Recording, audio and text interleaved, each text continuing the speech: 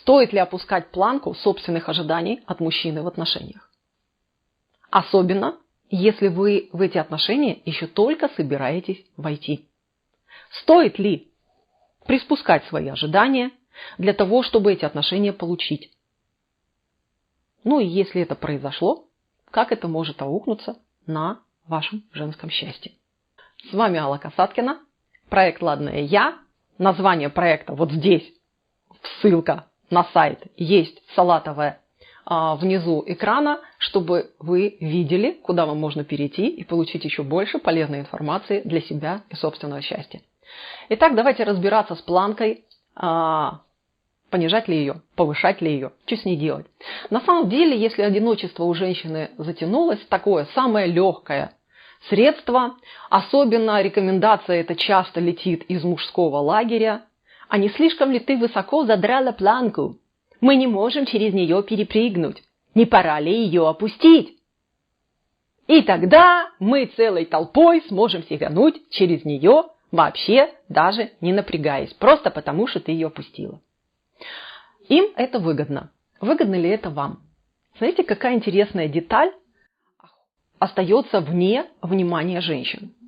Планку женщина понижает только тогда, когда у нее внутри нет большой мотивации вкладываться в отношения. Когда она хочет получить эти отношения, ну так, мизинцем левой ноги.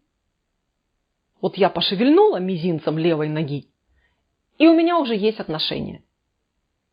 И ей кажется, что этот мужчина легкодоступен. А она такая вся из себя снизошла и сделала ему большое одолжение. А за это она может им вертеть, как захочет. Это в женской головушке. Но в мужской голове совершенно другое. В мужской голове я тебе потом себя покажу во всей красе. Я сейчас тут под эту планочку пройду спокойненько, вальяжненько, мне даже напрягаться не пришлось. Я прошел. А потом я тебе все расскажу. И мужчина не будет вам благодарен за то, что вы ради него опустили планку. Наоборот, он начнет самоутверждаться за ваш счет. Я об этом уже очень много раз рассказывала в других видео. Если хотите, можете поискать на канале. Но что будет происходить дальше? Когда ваши отношения якобы сложились, ситуация-то будет качать вас в разные стороны, и не всегда положительные. Но самое неприятное, в период этого раскачивания у вас будет нарастать страх, что вам и этого потерять жалко.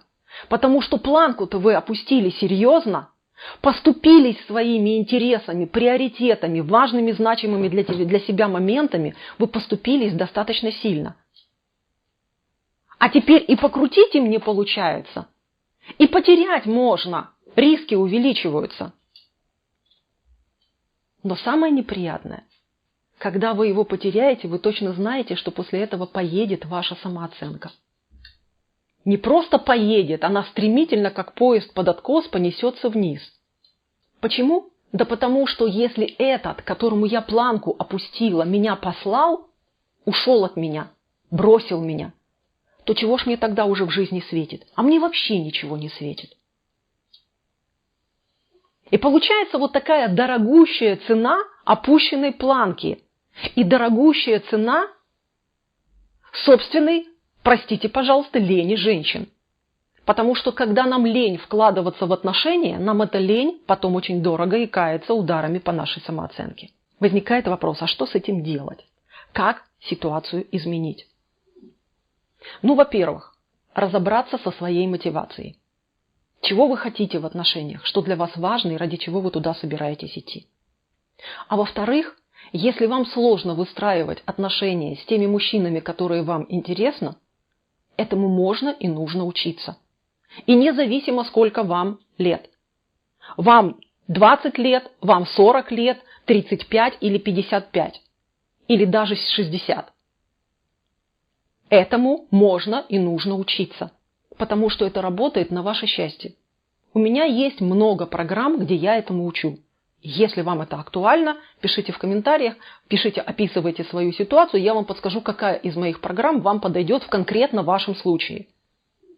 Но делайте что-то для того, чтобы вам не приходилось жертвовать слишком дорого за собственную лень и за желание по-легкому получить отношения, потому что плата у этой легкости слишком высокая. Помните о том, что вы достойны большего, о том, что вы можете, имеете полное право на счастье и можете это получить. Вы можете в любом возрасте научиться строить отношения с мужчинами, которые вам интересны. И я от всей души желаю вам, чтобы вы были любимы, чтобы вы были взаимно любимы, чтобы вы были счастливы и ваши отношения приносили вам каждодневную радость. Напоминаю, жду ваших вопросов в комментариях. Если нужны подсказки по программам, я с удовольствием это вам сделаю. С вами была Алла Касаткина, и до встречи в следующих видео. Пока-пока, мои ласточки.